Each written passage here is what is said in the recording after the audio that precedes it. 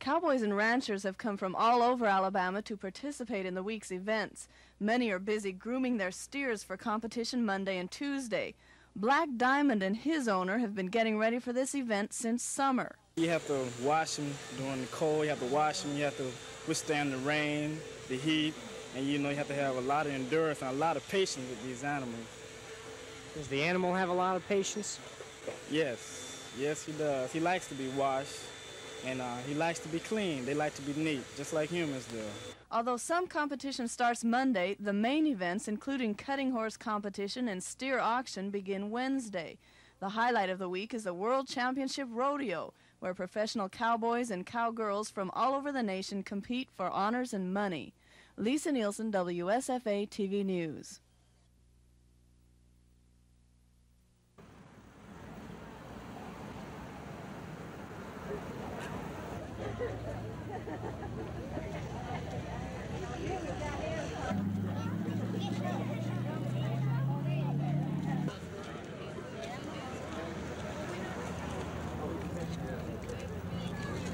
Well, we have a larger office now to serve them with, in that we can use the building for training, whereas before we had to go out into the community to use the community facilities, and we feel like this helps our trainers in that we have all of the equipment here for them to use. We also have more office space so that the people who work here can just function better in serving them.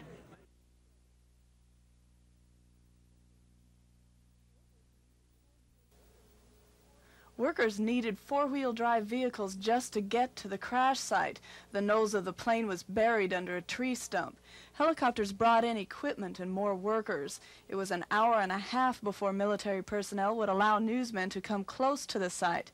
Maxwell Air Force authorities said they had to determine whether there were classified information or equipment on board.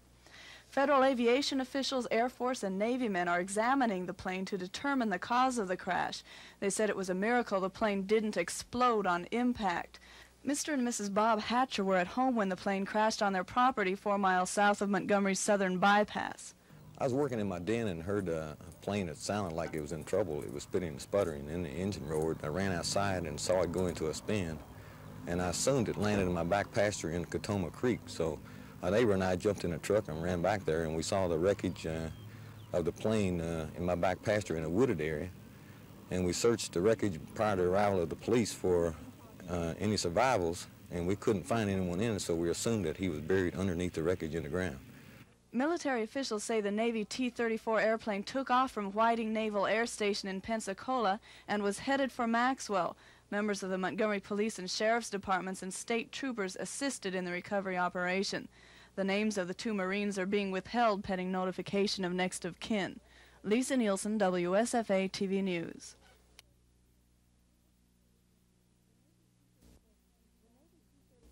The Navy T-34 plane crashed in some woods at the edge of a pasture 4 miles south of the southern bypass.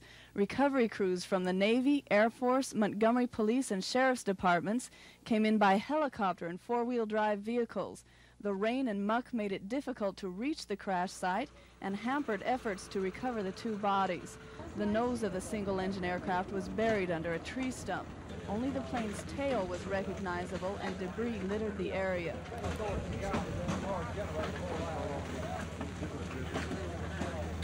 Military personnel won't speculate as to the cause of the crash, but witnesses say it sounded as though the plane had engine trouble. I was working in my den and heard a plane that sounded like it was in trouble. It was spitting and sputtering, and the engine roared. I ran outside and saw it go into a spin, and I assumed it landed in my back pasture in Catoma Creek. So a neighbor and I jumped in a truck and ran back there, and we saw the wreckage of the plane in my back pasture in a wooded area.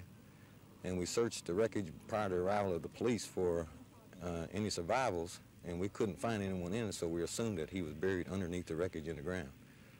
And whereupon we made sure that no one was smoking because the smell of gas and fumes were evident, and we just guarded the property until the arrival of the police.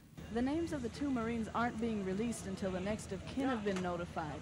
An Air Force spokesman says security guards will be posted at the site throughout the night. Lisa Nielsen, WSFA TV News.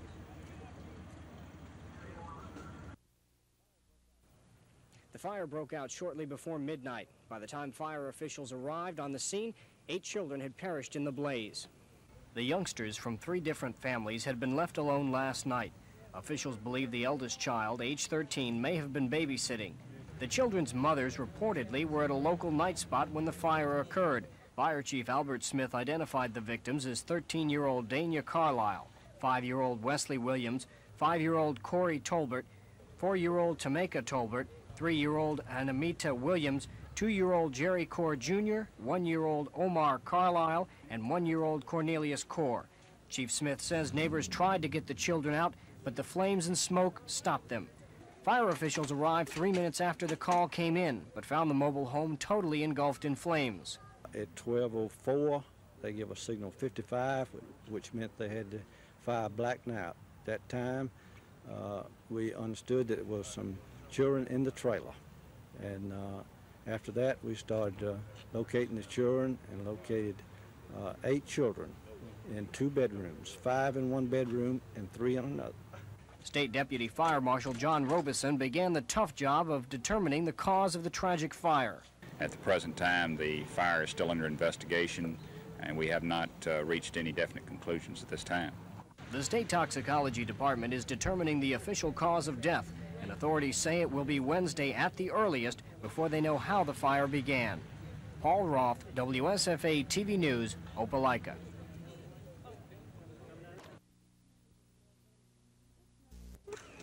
Six members of the board voted for Stephen Sample, who was recommended by the search committee, and 6 voted for Auburn University at Montgomery Chancellor Hanley Funderburk. Sample is vice president of the University of Nebraska. His nomination came as no surprise. But some observers had thought that State Highway Director Rex Rayner was Sample's chief opposition. Rayner's name wasn't even mentioned today. Governor Fob James had backed Rayner for the job, but he voted for Funderburk. It's believed that if Rayner had been nominated, the 6 Funderburk votes may have split, leaving a majority for Sample. Governor James says in a search for a university president, you never know what to expect. Many times universities take a year, 18 months, so I didn't really know what to expect until we counted the votes. Governor James says he doesn't anticipate any new names being added to the list of 5 candidates for the job, but it's possible. He says he doesn't know when the Board of Trustees will vote again, but there's a meeting scheduled for March 17th. Lisa Nielsen, WSFA TV News.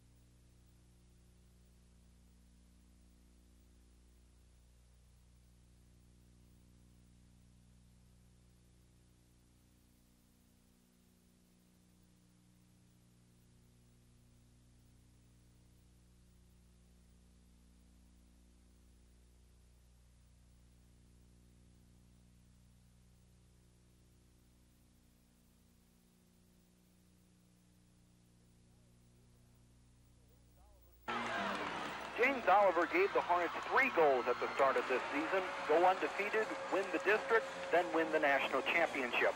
A loss to North Alabama dismissed any chance of going undefeated, but the Hornets did win the District 27 title last week. The quest for goal number 3 begins tonight in the NAIA's opening round. National championships do not come easy, but the players do appear confident, and Coach Oliver even talks of fulfilling a destiny. This team has a lot to prove. I think last year we did not do what we were capable of doing, and they really concentrating. We had real good practice, today, and, it's going to be a real good ball game tonight, I think. The Hornets will have to win 5 games in the next 6 days against the best teams in the country if they are to win the title. Is that asking too much? Well, perhaps not. Not for a team of destiny. Fred Albers, WSFA TV Sports at the NAIA Championships in Kansas City.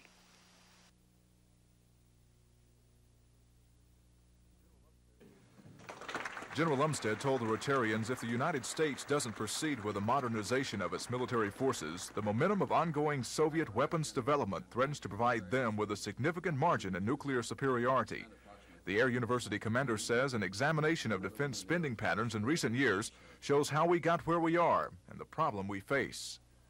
During 1979, the Soviets spent approximately 50% more on their defense programs than we did. And in the 7 years prior to 1979, they spent some $220 billion more than we did on defense. And of this, $104 billion was on equipment and facilities. Umstead says the increase in Soviet adventurism, turbulence in the Middle East, and our continued dependence on foreign energy supplies presents the U.S. with unprecedented challenges to our military strength and national will.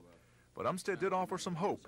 He says increased interest in a strong military and the increased military budget for fiscal 1981 is a positive step in rectifying inadequate military spending in past years. Michael Jones, WSFA TV News.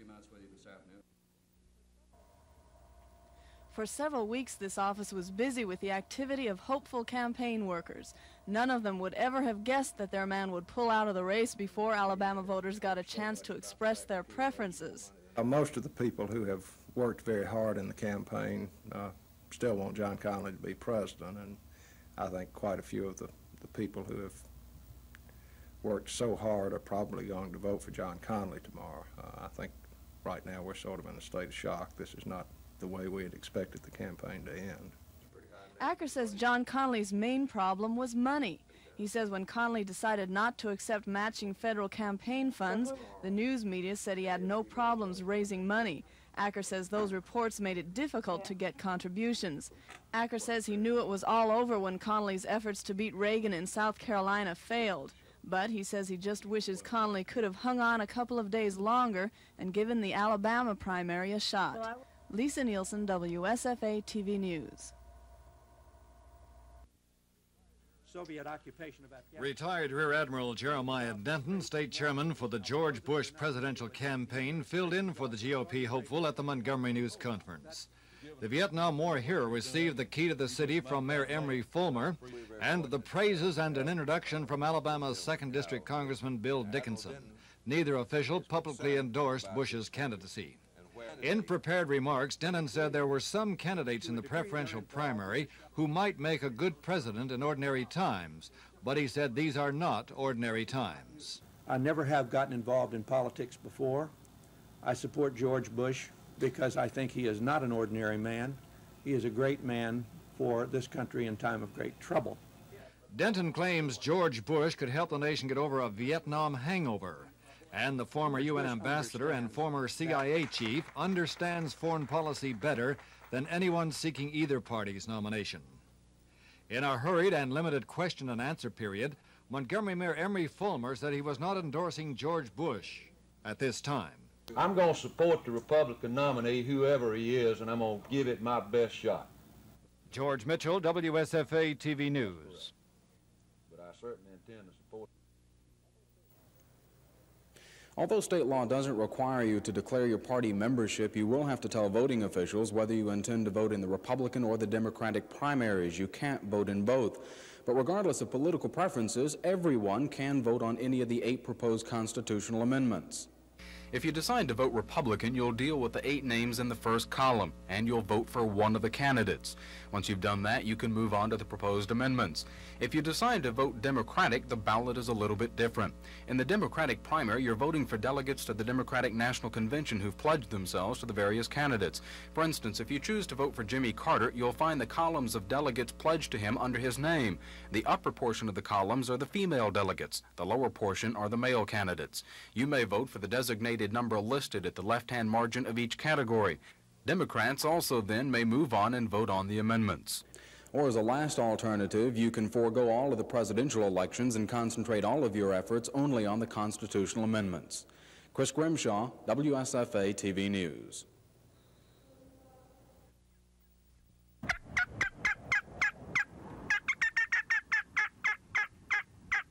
Now, Rob, if I were out in the woods and I heard that, approximately what would be going on? That would be an old hen telling the old gobbler that she's ready for action. Okay. That's the desire call of a hen turkey, known as a cackle. This turkey calling is a nasty business. You're taking advantage of a poor old turkey out there. Really, you're promising that old gobbler something he's never going to get.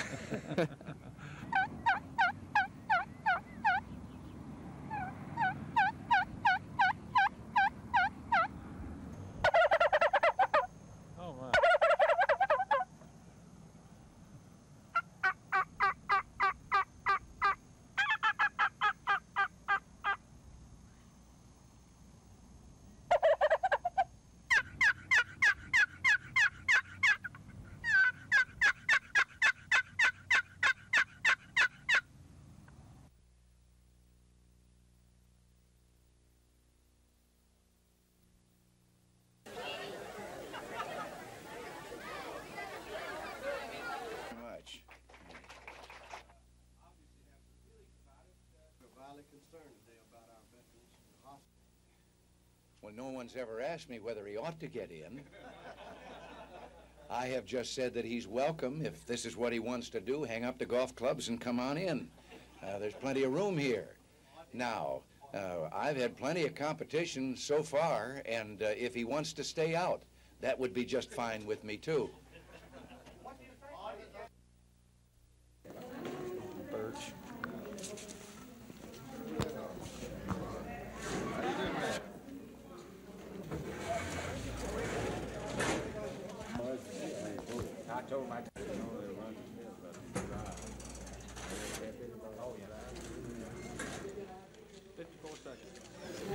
How much time did it take? 54 seconds.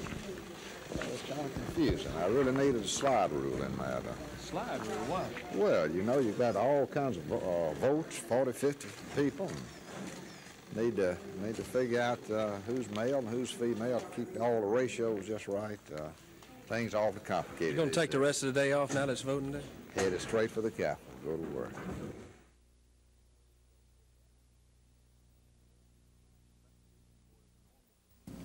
The Navy's Crash Investigation Board is a normal procedure when a plane crashes, as the T-34C did last Friday near Montgomery. The board will sit through the wreckage of the plane looking for any clues as to why it crashed. So far, officials just don't know what happened. In their last transmission before crashing, the pilot complained of icing on the plane, but officials aren't sure if the icing played a part in the crash. The men were Marine Instructor Pilot 34-year-old Captain Robert V. Smith of Milton, Florida, and the student pilot was 24-year-old Second Lieutenant Leroy S. Evans. The plane was on a training flight from the Navy's Whiting Field near Milton to Willow Grove Field in Pennsylvania. Since the Navy began using T-34s 3 years ago, 3 pilots have been killed in more than 100,000 individual flights. Chris Grimshaw, WSFA TV News.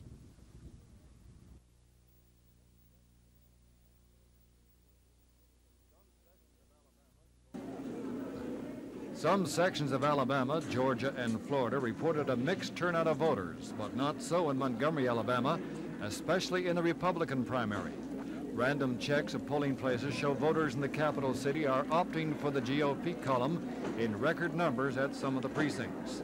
At mid-afternoon, a check with Hamner Hall showed that 17 Republican votes and 114 Democrat votes had been cast on its 2 machines. At Cleveland Avenue Fire Station, considered a Democrat stronghold, totals at mid-afternoon showed 20 votes had been cast on Republican ballots and 930 Democrats had voted. At Alabama Christian College, where 4 machines recorded the tally, the vote at 4 o'clock showed 514 Republicans voted and 135 Democrats. Shortly after the polls had opened, Cloverdale was reporting a voting turnout of 7-1 in favor of the Republicans. At Capitol Heights, the Republicans held a 3-1 edge. Morning, in sir. Fultondale near Birmingham, one polling place had an early vote of 3-1 for Republicans, while in Mobile, a traditionally Democrat ward, gave the GOP a 215-89 vote edge in early voting. The Republican primary appears to have attracted large numbers of independents and crossover Democrats in Alabama as Ronald Reagan and George Bush battled it out for the state's 27 Republican delegates to the National Convention. If early trends are any indication of how the vote finally goes, the Democrats could find themselves in trouble in Alabama come November. Today's Republican battle between Reagan and Bush could diminish President Carter's showing in the Democrats' battle. George Mitchell, WSFA TV News.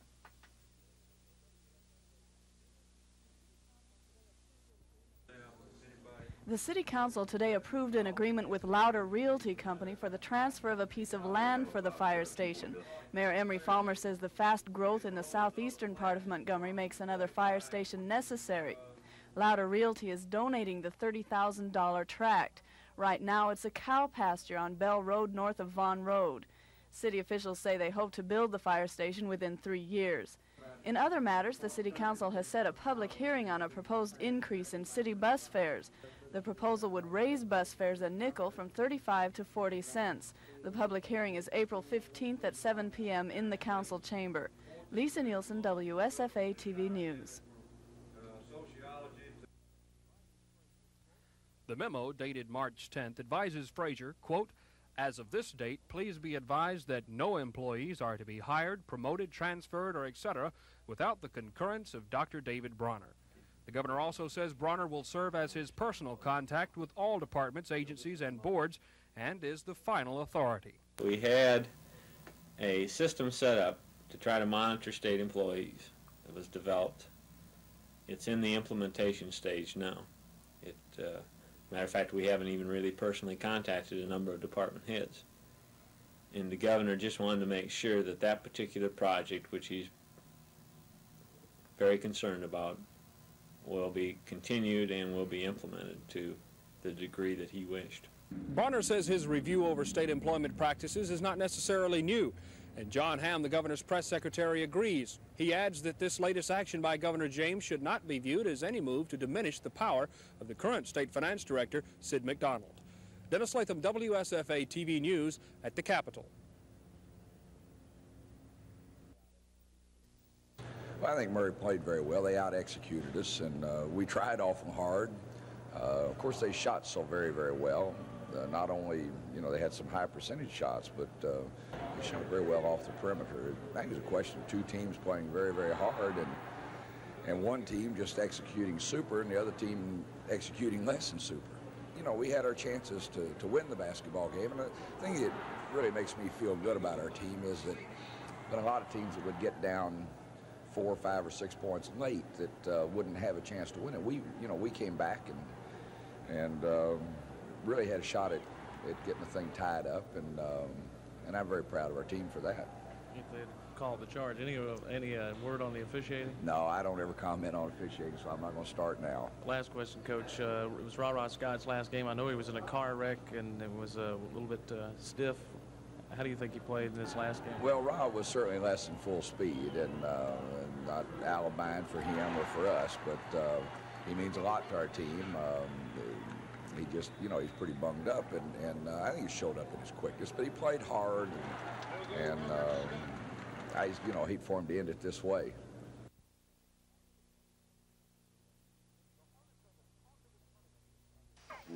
The Hornets are the talk of the tournament in Kansas City. Their opening round performance can only be described as incredible. Alabama State's press forced Darling out of its game early in the first half, and the Hornets opened leads as large as 32 points before taking a 52-23 advantage into the locker room at halftime. The second half was complete domination. The Hornets led in rebounds, steals, assists, and of course scoring. At one point, the Hornets led by as many as 52 points. Kevin Loader personally accounted for 34 of those tallies.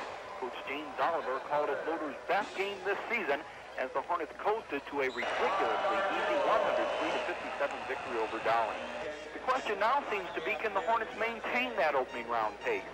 Fred, I think we can. We've only got football games left, and, you know, we dedicated the tournament to, you know, winning the championship and taking it back to Montgomery. We know there's no looking back, there's no tomorrow, and we got to play just like this the rest of the tournament and the next football games.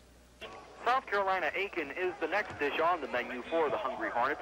The Pacers entered the tournament seeded in last place, but came up surprising 74-73 winners over 17th-ranked Hampton Institute. The tournament's second round begins tomorrow. Fred Albers, WSFA TV Sports in Kansas City.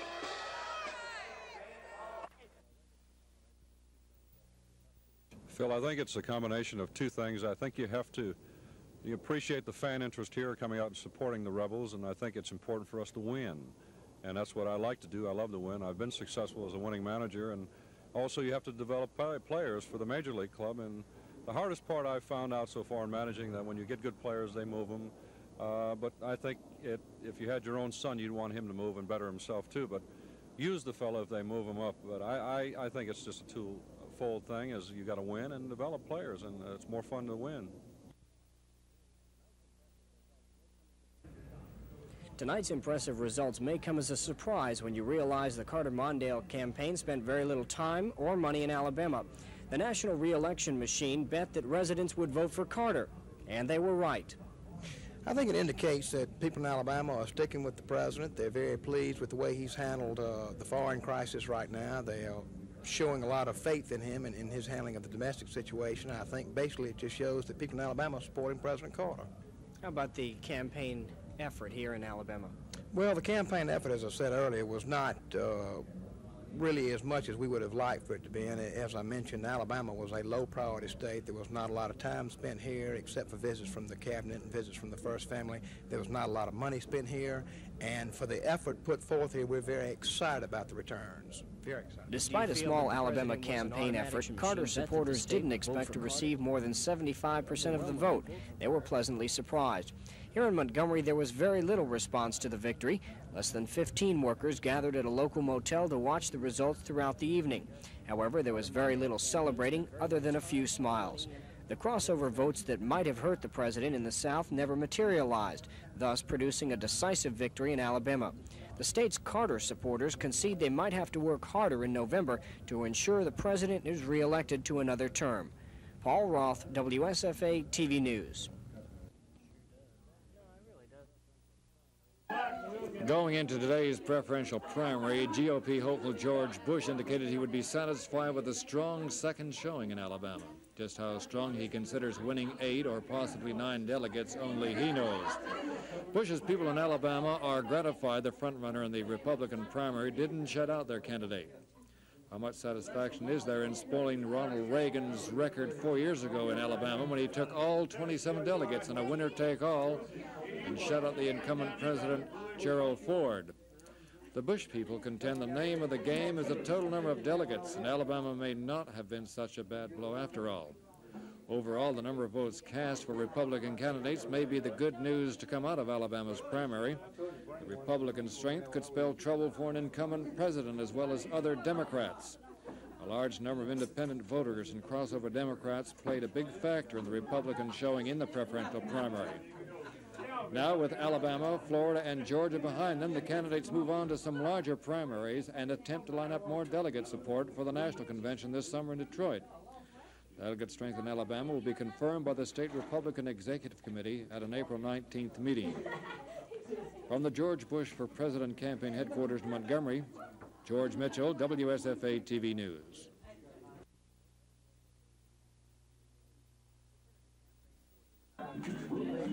The Kennedy campaign forces in Alabama counted the days down, hoping they could at least walk away with 38% of the votes, but it hasn't happened. Yeah, I'm very disappointed on the votes, but we still ain't dropping out. We're still going to go forward and work for the senator. Willie McQueen is the regional coordinator for the Kennedy camp, and he puts part of the blame on the national campaign effort. We didn't get the type of money we needed for the campaign at the time because the national was using it in other areas. If we had got the amount of money we need, I think we'd have come out victorious. The obvious obstacle Kennedy workers were facing was an incumbent president in his own territory. But even with that, Kennedy delegate Samuel Sipiel says the way Democrats voted brought on the low Kennedy results. A lot of people in Alabama, especially if you look in the black community, look in various white communities, went for either Carter or the Republican Party, and especially Ronald Reagan. There is an air of relief for those Alabama campaign workers, knowing that their part of the battle is over, but in the back of their minds is the knowledge that the loss in the southern primaries will make things tougher on down the road. The key states are Illinois, California, New York, and Pennsylvania, and we have to do well in those states. Illinois is the next state. Mayor Jane Burns of Chicago has indicated that Senator Kennedy will win big in Illinois, and if that's correct, I think we'll get momentum back. But if that's not correct, then I think the campaign is going to be very difficult from now on. The loss to Carter in his own territory was not a surprise, but the size of that loss was a surprise, and it will cause Kennedy campaign workers to work even harder next week in Illinois. Chris Grimshaw, WSFA TV News at the Kennedy headquarters. These Reagan supporters have plenty to smile about. Statewide, Reagan is leading 71%.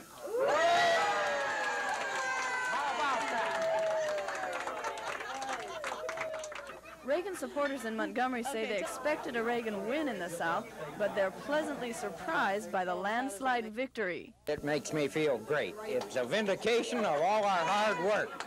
I would say it would just be about the same thing as taking and turning the Mississippi River around. And if he can do it for California, he can do it for this nation. Very excited. Had lots of good volunteers, and they were really great, and that's what brought it through. Oh, we feel really hopeful. It looks really good. Everything seems to be going pretty well. Do you think that your efforts are paying off? Or? I definitely think so. Anxious for July to come rolling around. Reagan's people say the strong victory should have two effects. It will prove that Reagan will make a strong contender against President Carter, and they hope it will discourage former President Ford from entering the contest. After tonight, Reagan supporters will close the Montgomery headquarters, but they hope to reopen them after the Republican convention in July. Lisa Nielsen, WSFA TV News at Reagan headquarters.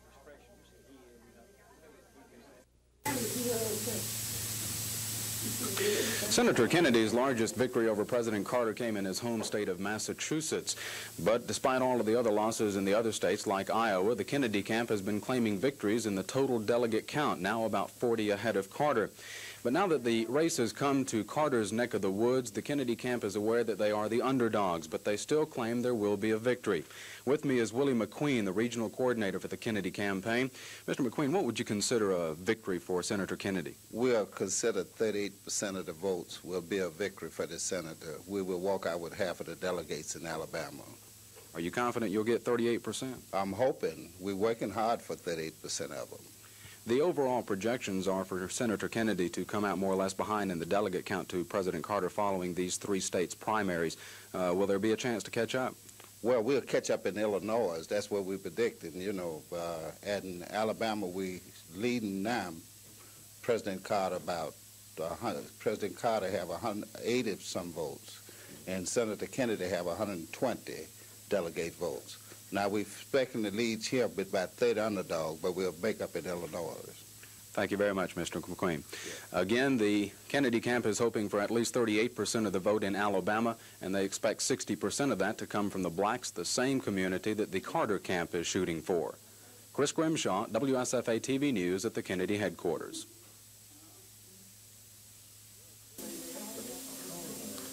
George Bush is not expected to capture Alabama, but then again, there's a possibility that he could. Some polling places here in Montgomery, for example, have revealed a lot of Republican votes being cast, and such is being prompted because of the battle between George Bush and Ronald Reagan. Charles Snyder, who is the regional coordinator for the Bush campaign, has been keeping tabs on things locally and statewide. Snyder, how do you see things as they look to you? Well, George, the first thing that we've established today is a tremendous Democratic crossover. We found it as much as 4-1 in some of the boxes and even higher throughout the state. Now, who's going to benefit by that big Democratic crossover? Nobody knows at this time. We feel pretty good about our position. We have no illusions about beating Ronald Reagan in the state of Alabama. We never have. But at the same time, Reagan won all 27 delegates 4 years ago. Any of those delegates that we can take away from him this go-around, we're just to that point. We feel like that we're in good shape in some of the counties to establish our 15% figure so that we can come up with delegates. So 8, 10, 12 delegates would be a tremendous victory for George Bush in a southern state like Alabama. How about Mr. Connolly pulling out of the race and Philip Crane's popularity in Alabama? How will that affect the situation, you think? Well, there again, that's something that we just don't know at this point in time. Certainly, in the case of Philip Crane, we feel like that maybe he and Governor Reagan, to a certain extent, are vying for the same votes. we feel like in the case of John Connolly, we're going to benefit some for that. We've had a lot of the Connolly people in the last couple of days call in and voice their approval of the Bush effort and telling us that they would be out trying to help us. So maybe that's going to be a 50-50 split. I don't know. In the case of Crane, maybe that's going to help us. I don't know. But at the same time, we came from very dead last some 6 or 8 months ago, and obviously we are now given the second spot, which to come from last to second, I think is somewhat significant. And the name of the game is delegates, and we're looking for our share of the delegates, and any portion of those delegates will be better than the incumbent president did 4 years ago. Thank you very much. Bush supporters are planning a TV watching and a telephone party here, watching for the results that come in from today's primary election. And we will be here live should the trend develop that Bush is winning the election and overcoming his stiffest opposition, Ronald Reagan. Reporting from the Montgomery George Bush headquarters, George Mitchell, WSFA TV News.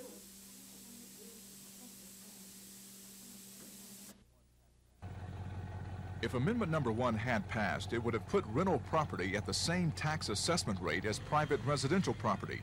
This would have meant a tax saving to owners of rental property.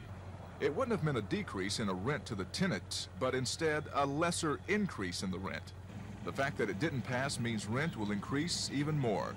Charles Saliba, residential property manager for Colonial Properties Incorporated. Basic rent increase would have probably been between 5 and 10%. Now I think you'll see a rent increase of between 8 to 15%. Saliba says rent will never go down in these inflationary times, that rental property owners must have increases to cover additional expenses, and this includes property taxes. If you're a renter, it means you'll have to dig a little deeper in your pocket. Michael Jones, WSFA TV News. They are fast, filling, inexpensive, a hit with the kids, and tasty. But are they nutritious? Fast foods have been singled out by health officials as symbolic of what's wrong with nutrition in America. And here's the reason why. Those delicious hamburgers, colas, and french fries, tacos, pizzas, and fried chicken on the fast food market are notoriously high in fats and/or sugar, and overly laden with calories for the amount of nutrients they provide. The main problem is that they are not nutritiously balanced. Those with meats usually contain more than enough protein for one meal. However, they tend to oversupply you with fats and salt and to undersupply you with vitamins A and C and some B vitamins and iron. Pizza is one of the better balanced foods, with plenty of protein and less fat than other types of meals. But it's especially high in salt content, and a lot of salt is good for nobody, particularly people who have high blood pressure. Potatoes are something else to look out for. As they come from the ground, they're pretty good for you. But when they're fried in deep fat, they become a high-fat, high-calorie food with lots of salt. A typical fast food serving contains 200 or more calories, and too many of these are fat calories. Selecting a nutritious drink can be a problem, too. Soft drinks have no nutrients, but are loaded with sugar. Sugarless drinks contain saccharin, which causes cancer in laboratory animals. Shakes are high in fat, sugar, and calories. What to do, especially if you're a fast foods freak? Well, here's something of an answer. For your beverage, skip the temptation to guzzle a soda and stick with a fruit juice or milk. Most places have them, and they provide nutrition rather than empty calories. Realize that what you're eating may be deficient in vegetables and certainly fruit, and make it a rule to eat salad or vegetables and fruit at your other meals during the day when you're going to a fast food restaurant. Some fast food places are already confronting this problem by putting in salad bars. So this is the most important thing to remember. If you're going to eat fast foods, remember to balance it out with other nutritious meals during the day. This is Coping, and I'm Ivy Berman. An idealist might say that the state capitol is the seat of high ideals. A cynic might say the capitol is full of turkeys whose sole purpose is to feather their nests. In any case, Capitol workers have found a pigeon's nest in the Capitol dome. The pigeon who made it may have felt as some legislators do, having to make do with what materials are available. The nest is made mostly of pieces of wire, probably scraps left over from the Capitol renovation project. There's an egg in the nest, but no one has seen the mother. She may not approve of Capitol visitors gawking at her handiwork. Members of the State Conservation Department have discussed taking custody of the nest and putting it on display. But until that decision is made, the future of the nest, like the futures of so many pieces of pending legislation, is up in the air. Lisa Nielsen, WSFA TV News.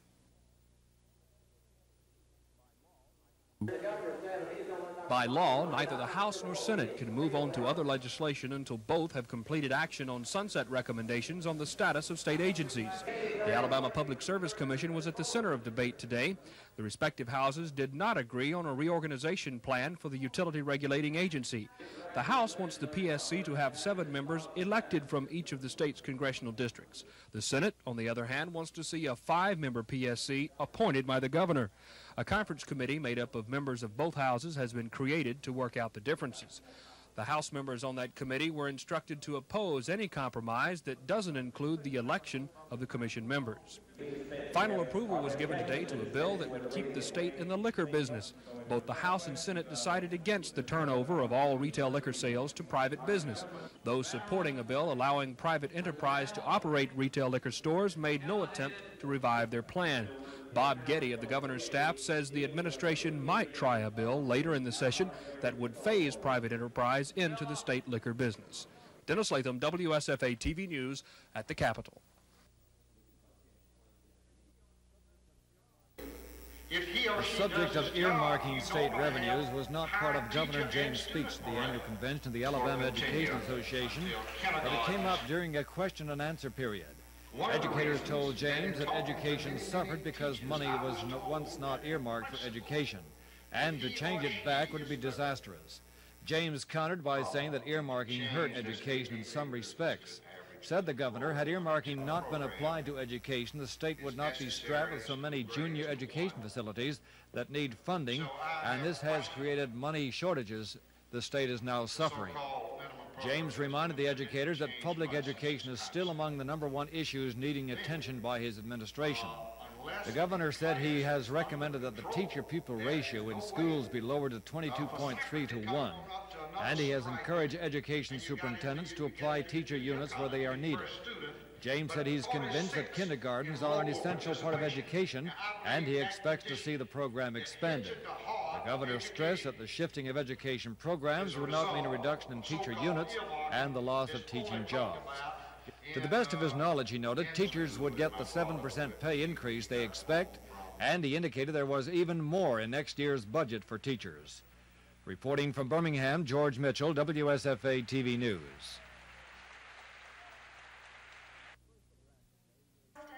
In her first address as AEA president, Sarah Swindle said it's time to change the public's opinion of teachers and their organization. She says the Alabama Education Association should begin a statewide public relations campaign to emphasize the positive aspects of education. Mrs. Swindle referred to the constant criticism of teachers and their work with Alabama's school children, despite overcrowded classrooms, few supplies, not enough equipment, and poorly heated and cooled buildings. The Jefferson County resident believes it's time for Alabamians to know what Johnny can do rather than what he can't. She says it's up to educators to explain to parents that teachers can no longer bear the burden of the system's faults, and that there's only one group that suffers from these deficiencies, Alabama's children. Mrs. Swindle says it's time to awaken the public to this situation so that school teachers are called a resource rather than an enemy of progress. Paul Roth, WSFA TV News, Birmingham.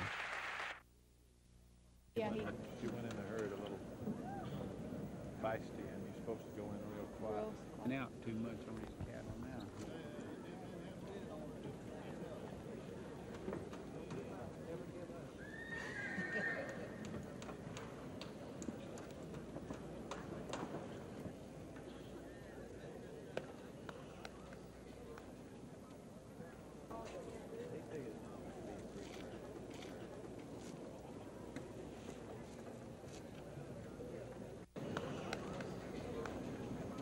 See, he's pointing the cow now. He's pointing this bald-faced steer there. And the old horse is sitting back good and waiting. See, his horse is waiting. Seems to have a lot of animation, the horse does. Right. This horse got lots of cow, shows lots of cow. That is, but he's not looking at the calf, right. paying attention. See how he's not He's not going out on his cattle, and he's paying a lot of attention. He's pointed the yellow steer now.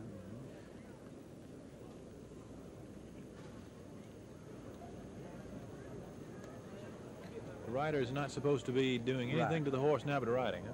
Right. Just riding. He's not supposed to help this horse in any way.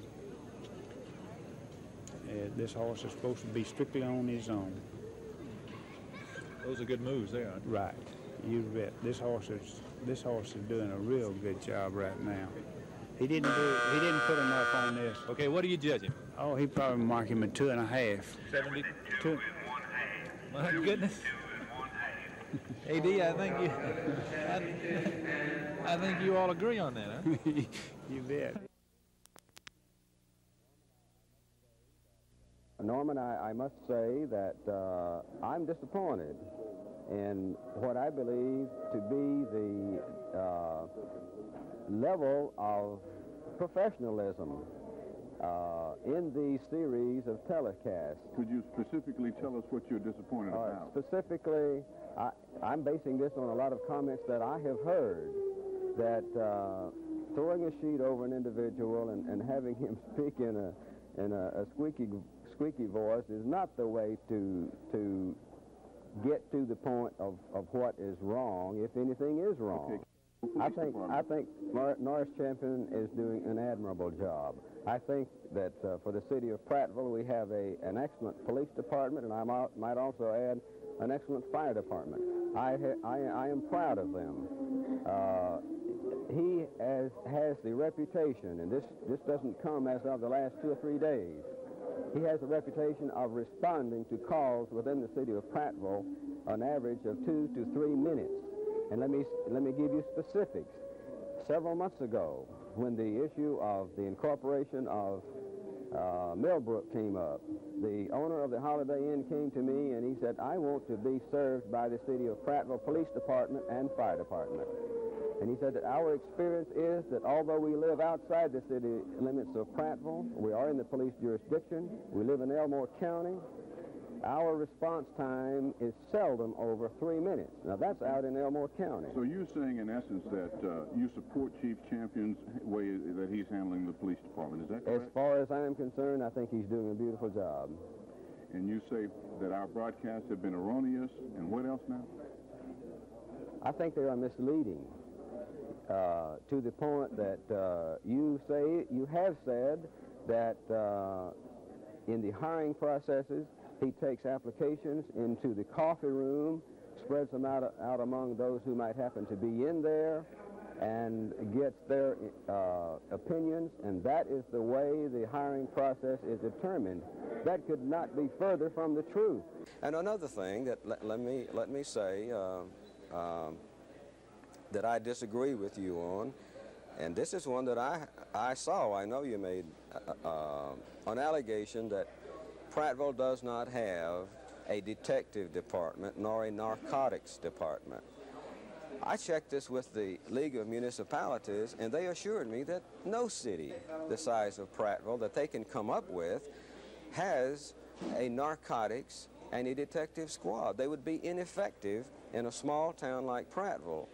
If they need work of this type done, they have to pull out someone who is not known to the public, to the people that they are investigating. This is the normal procedure, and it would be inappropriate for Prattville to have those two squads. But you made it appear that that was derogatory. It's not. It's normal procedure for that size of city in police activities. Now, I'm not saying that Prattville is lily white. There is no such thing without flaw. I'm sure that there are mistakes that have been made.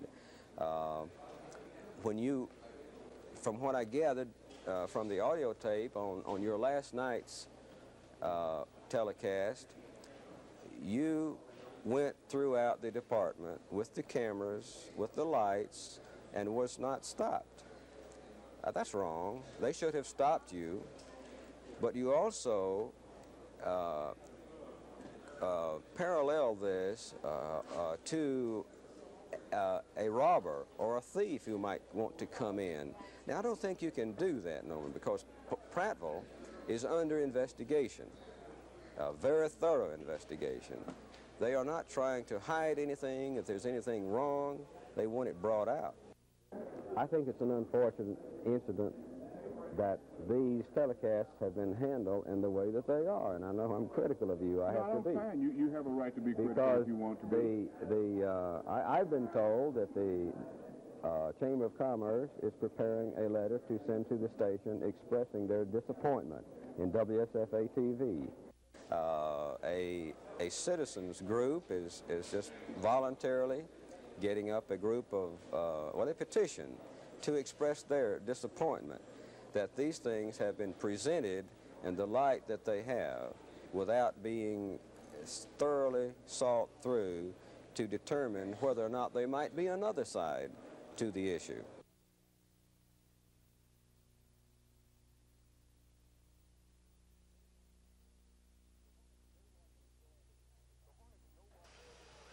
The Hornets no longer enjoy the cracker box coziness of C.J. Dunn Arena, but for all practical purposes, they still have the home court advantage.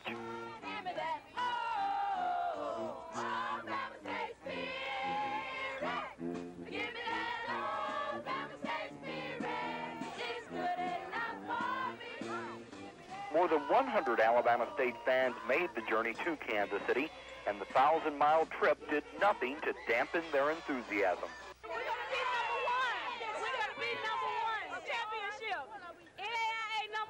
They help tremendous. I wish we had about 3 or 4 times that many more. I think as we play, I think they'll come, you know. The fans were super. The band did a great job. And, you know, it's just enough people to listen and know that you got somebody back there, you know, rooting for you. That really helps us.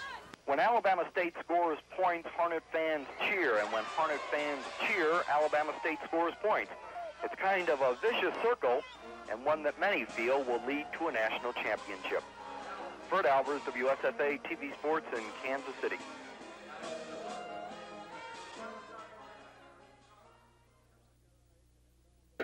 South Carolina Aiken inbounds the ball. The ball come into number 12, Dennis Lee of South Carolina, being guarded by LaVon McNary. McNary against Lee. Almost steals the ball from him. Kevin Loader picking up double coverage on the bucket. Ball comes into Melvin Creighton. He goes out with it. It's going to be offensive foul. John, it's unbelievable.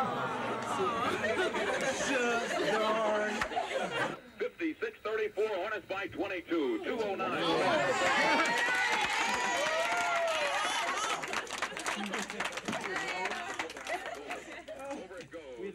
Are there any classes going on campus now? No, it's not. Why? Because we're celebrating. Everybody's listening to the game. See, anybody in the group going to go to Kansas City if they get to the finals? Some of you are going to get to go this weekend? I tell you.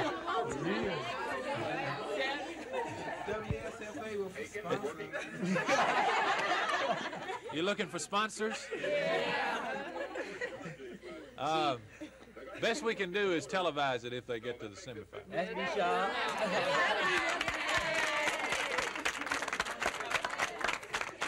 I feel like I'm there.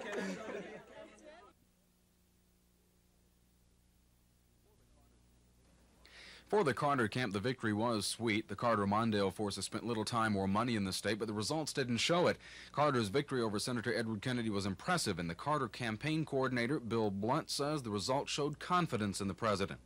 I think it indicates that people in Alabama are sticking with the president. They're very pleased with the way he's handled the foreign crisis right now. They are showing a lot of faith in him and in his handling of the domestic situation. I think basically it just shows that people in Alabama are supporting President Carter. But the Kennedy people don't agree. Kennedy delegate Samuel Sipiel says Democrats were crossing over to the Republican ballots, and that hurt Kennedy. The Kennedy forces had hoped for more votes and say the low showing in the South will mean a tougher fight next week in Illinois, but they're confident of catching up then. For the Republicans, it was a double victory, an unusually large Republican vote that Reagan officials say show that people in Alabama are getting tired of Carter and don't like Kennedy. There were many happy faces at the Reagan camp, happy because this primary put a larger gap between Reagan and George Bush. The Bush workers spent a lot of time and money in Alabama, but claim they didn't expect to do well against Reagan anyway, and consider any delegates that they win to be a victory.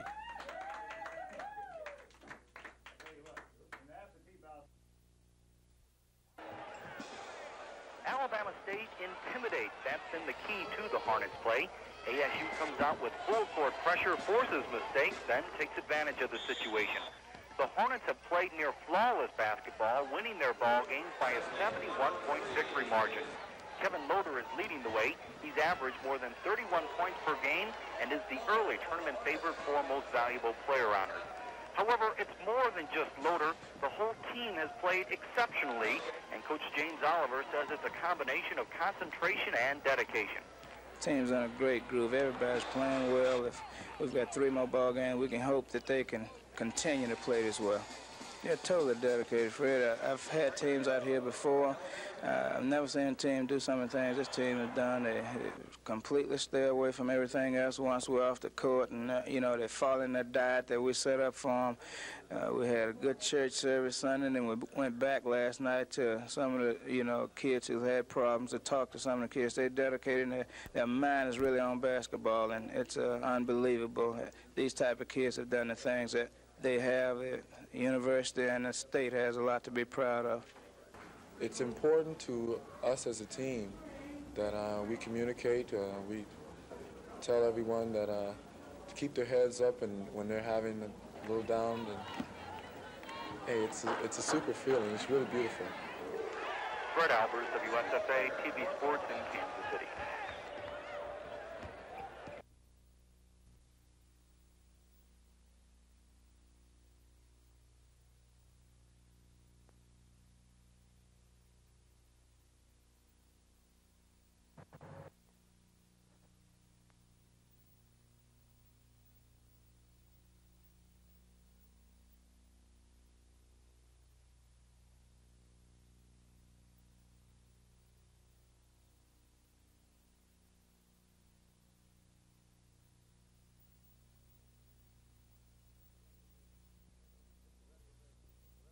The referendum is approved by the people, then there will be no action taken on the part of Representative Reed and myself until the legal questions are decided in the courts. And the action we are talking about is the preliminary selection of members of the Racing Commission? That's correct. We will not be able to do anything once the people vote on it. If they voted in, which that remains to be seen, then everything will be just more or less at a standstill until the questions of legality are decided, and then the decisions will be made from that point on. Thank you. We're delighted you're here. Thank you. I guess I should say that I'm hoping that I need to borrow a felt for the last 14 months. Ben, I'm grateful. I thank you very much. Thank you, Bob. Appreciate it. I see June in the background over there, and she too has supported this effort, and wonderful family here, and I wish everybody would come front and center, and let me extend those thanks to the chairman of the board here. Thank you. Do so, but I inquired with Mr. Kearns on Monday.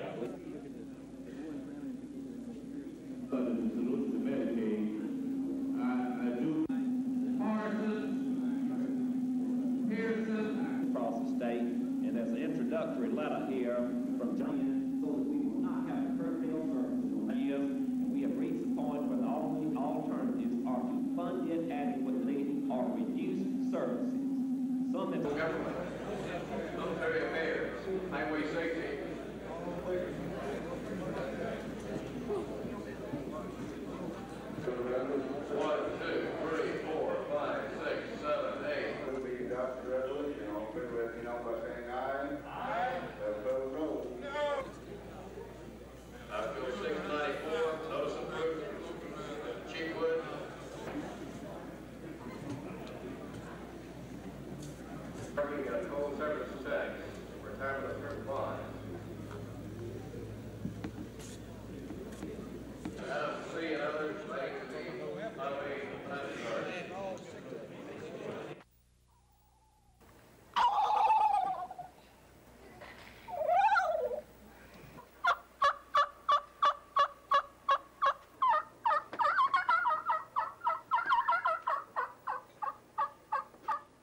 '24 senior and 6 junior contestants got out their box calls, mouth calls, and other devices to help them produce the most realistic turkey cackles, yelps, whistles, and tree calls. There were only 5 official judges, but about 1,000 members of the audience perked their ears to determine which calls would be the best at fooling wild turkeys. The best impersonators were Kevin Jones of Tuscaloosa in the junior division, Gobble.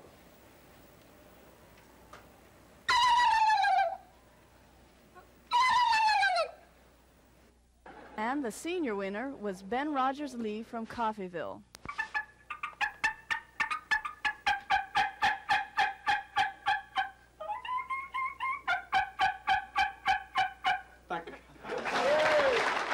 Lisa Nielsen, WSFA TV News.